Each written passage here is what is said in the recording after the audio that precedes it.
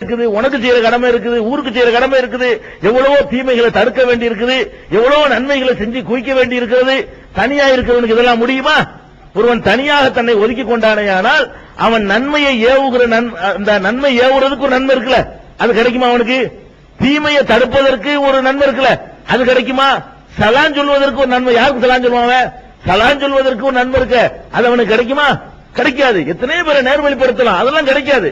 இவங்க சமூகத்திலிருந்து ஒதுங்கி போய் ஆனால் உன்னுடைய மனைவியுடைய வாயில ஊற்ற ஒரு கவலை உணவு இருக்குத, அதுக்கு அல்ல கூலி தருவாங்க. யாருக்கு போய் ஊட்டிட்டு இருப்பான்?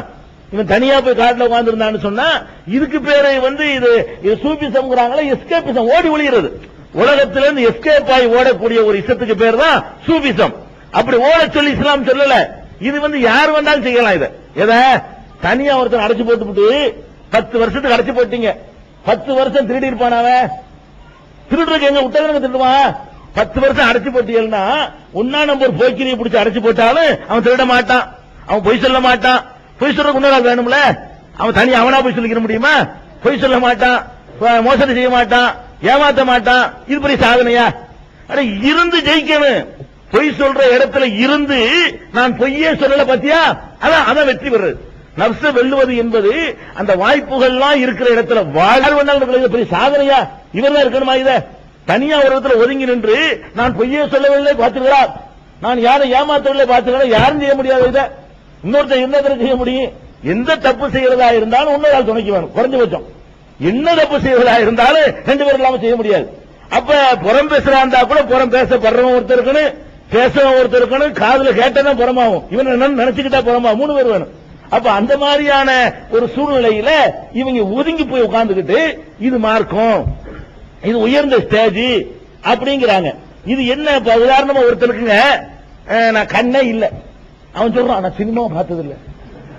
எப்படி பார்க்க முடியுங்க? சினிமாவை பார்க்கல, அந்த தீவிர இது பெரிய வெற்றியா? சினிமாவை பார்க்கலங்கிறதுக்குரிய தர்ஜா அவனுக்கு கிடைக்குமா? இல்ல பார்க்கல, இருந்தா கேட்கல, காதுல இருந்தா பார்த்திருப்ப, காதலால பாட்டுகளை கேட்டேன்னு சொன்னா கண்ணால பார்த்திருப்பா.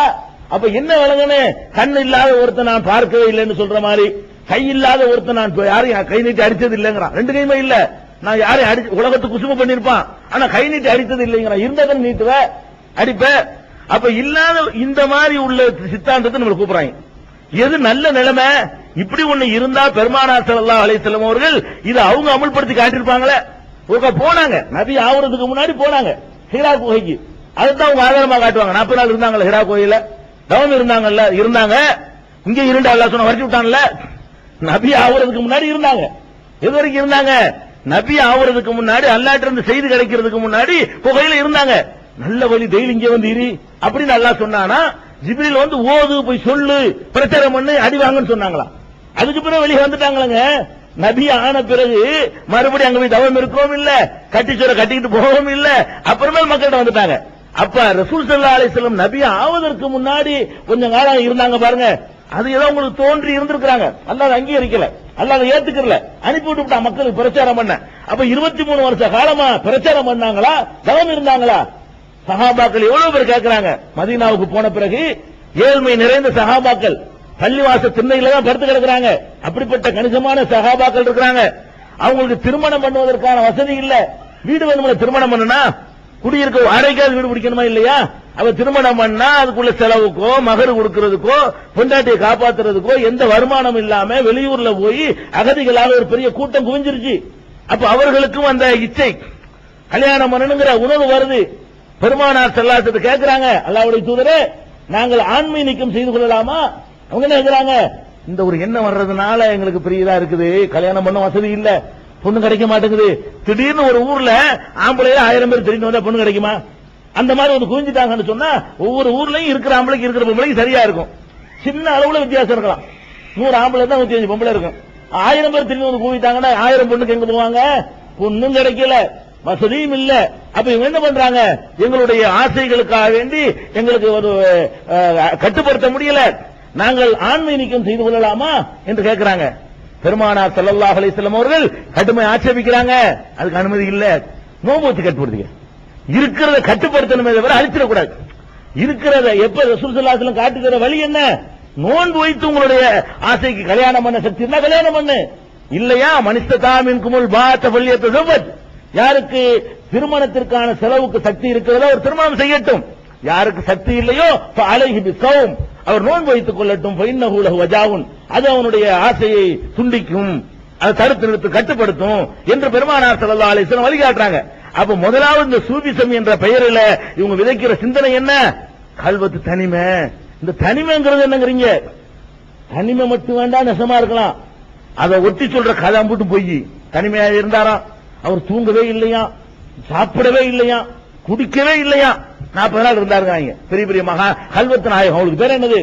கல்வத்து நாயகமா. கல்வத்து நாயகம் பேரை சுட்டிக்கிட்டு அவர் கல்வத்துல இருந்தார்கள். என்ன செய்யல? சாப்பிடவே இல்ல, குடிக்கவே இல்ல. இது எப்படி நாங்க நம்புறது? அப்படிலாம் 40 நாள் இருந்தில்லப்பா, ஒரு 24 மணி நேரம் வந்து உட்காரு, குடிக்காம சாப்பிடாம இருந்து காட்டு பார்ப்போம். வேற ரூட்ல ரூம்ல உட்கார்ந்துகிட்டா முன்னாடி கொண்டே கொடுப்பா, தனியா கொண்டே முறியீடுகள் கொண்டே கொடுப்பாங்க. உள்ள எவ்வளவு ஏற்பாடுகள் பண்ணிக்கலாம். ஒருவர் சாப்பிடவே இல்லைன்னு எப்ப சொல்ல முடியும் கேட்டா, அவருடைய 24 மணி நேரத்தையும் மக்கள்கிட்ட காட்சிக்கு வச்ச பிறகுதான் சொல்ல முடியும். மறைச்சி இருந்து கொண்டு நான் சாப்பிடவே இல்லைன்னா, நான் உங்களுக்கு எங்க இருக்கேன்னு தெரியலங்க, 6 மாசம் ஆச்சு. ஒருத்தர் சொல்றாரு 6 மாசமா சாப்பிடாம இருக்காரு, நம்புவீங்களா நீங்க? 6 மாசமா நீங்க என்னை பார்த்தவனுங்க நம்பணும், என்னை நீங்க பார்க்கணும். எல்லா நேரம் மக்கள் பார்வையில் வர்ற மாதிரி நான் உட்கார்ந்து இருக்கணும். உட்கார்ந்து ஒரு நேரமும் சாப்பிடக்கூடாது, அடைக்கப்பட்டிருக்கணும்.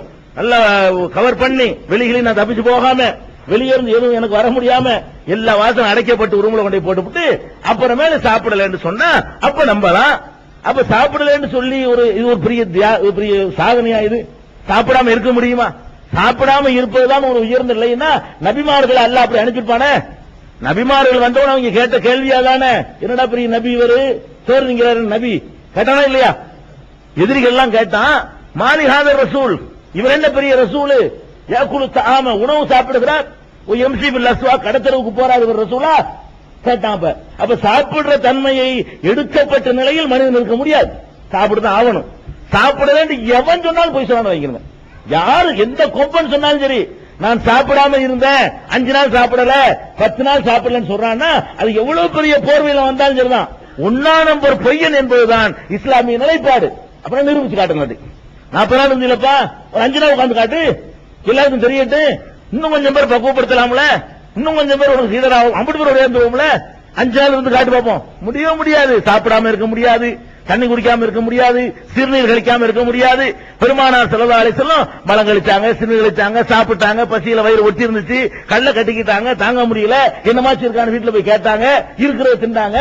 இதையெல்லாம் பெருமானார் ஸல்லல்லாஹு அலைஹி வஸல்லம் உடைய வாழ்க்கையில பார்த்துட்டு அந்த வழிவந்த நம்ம என்ன நினைக்கிறோம்? கல்வத்து நாயகமா தனிமையில இருந்தாரா, தன்னை பக்குவப்படுத்திக்கிட்டாரா, சாப்பிடலையா, குடிக்கலையா, தூங்கலையா?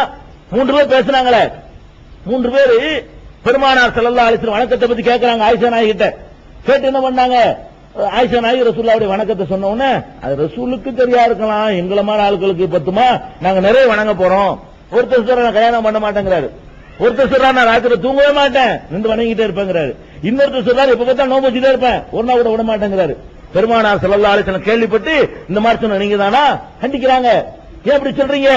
உங்களோட அல்லாஹ் நான் ரொம்ப பயப்படுறேன், ஆனா நான் சாப்பிடுறேன், நான் தூங்குறேன், ரெஸ்ட் எடுக்கிறேன், மனைவி மக்களோட வாழ்றேன், ஒரு நாள் நோன்பு வைக்கிறேன், ஒரு நாள் விட்டுறேன், தொழுகிறேன், விட்டுறேன், நபிலான தொழுகை ஒரு நாள் தொழுவேன், ஒரு நாள் விட்டுருவேன், ஒரு நாள் தூங்குவேன்.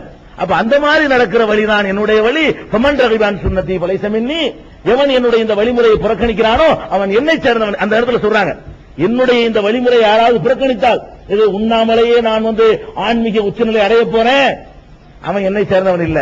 நான் கல்யாணம் பண்ணாமையே ஆன்மீக உச்சத்துக்கு போக போறேன், என்னை சேர்ந்தவன் இல்ல. நான் தூங்காமலேயே ஆன்மீக உச்சத்தை அடைய போறேன், அவன் என்னை சேர்ந்தவன் இல்ல. அப்ப என்னை சேர்ந்தவன் இல்லை என்று ரசூல் ஸல்லல்லாஹு அலைஹி வஸல்லம் சொல்லிட்டா முஸ்லீம் இல்லைன்னு அர்த்தம். முஸ்லீம் இல்லாதவர்கள் தான் செய்வாங்க. ரசூலுல்லாஹ்வை சேர்ந்த யாரா இருந்தாலும் ரசூல் ஸல்லல்லாஹு அலைஹி வஸல்லம் செஞ்ச மாதிரி தான் அவர்கள் ஆன்மீக பாதையில போக முடியுமே தவிர அவர்கள் காட்டாத ஒரு பாதையில போக முடியாது. அப்ப அது ஒரு ஃப்ராட். இந்த தனிமைங்கிறத முதல்ல ஃப்ராட், ஒரு ஏமாற்று வேலை. இந்த மாதிரி ஆட்களை சொல்ல போனா இந்த மாதிரி இந்த காஞ்ச மாடு கம்பள கொண்ட மாதிரி சொல்லுவாங்க. இவங்க மாதிரி ஆட்களை கொண்டாந்து சமுதாயத்தில் விட்டா ரொம்ப ஜாக்கிரதையா இருக்கணும். அடைச்சு கிடந்தனால தப்பெல்லாம் செய்யாம இருந்தானுவோ, வெளியே விட்டேன்னு வைங்க காஞ்சி நம்பவே முடியாது. அந்த மாதிரி டேஞ்சரா இருக்கும். அதான் யதார்த்தமா உள்ள விஷயம். அதனால இந்த மாதிரியான ஒரு சித்தாந்தம் இல்லைங்கிறத முதலாவது விளங்கிக் கொள்ளணும். இப்படி கிடையாது மார்க்கத்துல. அடுத்து என்ன, இவர்கள் பக்குவப்படுத்த போறாங்கல்ல, பக்குவப்படுத்த போறாங்க. என்னடா பக்குவப்படுத்த போறீங்க? பக்குவம்டா என்ன? உலகத்துல மற்றவர்களை விட குறைந்த அளவுக்கு மனோ இச்சை கொண்டவர்களாக அவர்கள் இருக்கணும். அதான் பக்குவங்கிறது. பக்குவம் என்ன? எதை கண்டாலும் திங்க நமக்கு ஆசை வரும், நம்ம கட்டுப்படுத்திக்கணும். எதை கண்டாலும் அடையணும் ஆசை வரும், கட்டுப்படுத்திக்கணும். இந்த மாதிரியான கட்டுப்பாட்டுக்கு பேர் தானே பக்குவம்ங்கிறது. இவர்கள் நம்மளை எல்லாம் பக்குவப்படுத்தானே போறாங்க. எந்த முரீது கொடுக்கிறவராவது இந்த ஒரு சாதாரண தரையில் படுத்து உறங்குவவராக நீங்கள் பார்த்திருக்கிறீர்களா? எந்த முரீது வியாபாரம் பண்றவராவது குடிசையில் வாழ்ந்ததை நீங்கள் பார்த்திருக்கிறீர்களா? எந்த முரீது வியாபாரம் பண்றவராவது பழைய சோறு எனக்கு போது, எனக்கு அதெல்லாம் ஆக்காதீங்க, கறிக்கலாம் வேணாம் அப்படின்னு சொல்லி போய் சாப்பிட்ட ஒரு செய்கை உண்டா? எங்களை விட உன்னுடைய நப்சு கட்டுப்படுத்த முடியலையே, நாங்க சாப்பிட்டுருவோமே. இப்ப நம்ம யாரா இருந்தாலும் இங்கனுக்குள்ள படுத்து தூங்கிடுவோம், ரோட்ல படுத்து தூங்கிடுவோம், இருக்கிறத சாப்பிட்டு வந்துருவோம். சகருக்கு ஒண்ணும் கிடைக்காது, 2 பேரிச்சம்பழத்தை சாப்பிட்டு நம்ம சகர வச்சிருவோம். இவருக்கு எப்படிப்பட்டவரை எந்த ஷேகாவது முரீது கொடுக்க வந்தா யாரை தேர்ந்தெடுக்கிறாரு? கார்கள்ல வர்றவர்கள், 64 சுவையிலையும் விருந்து போடக்கூடியவர்கள், அப்படிப்பட்டவர்களுடைய அழைப்பை தேடி போறாங்களா இல்லையா? அந்த கம்பெனி இருக்கா, அந்த கம்பெனி இருக்கா, அந்த நிறுவனம் இருக்கா, அந்த ஓனர் வந்திருக்காரா, அவருக்கு பின்னாடி ஓடுறது, அவர் வீட்டுல போய் சாப்பிடுறது,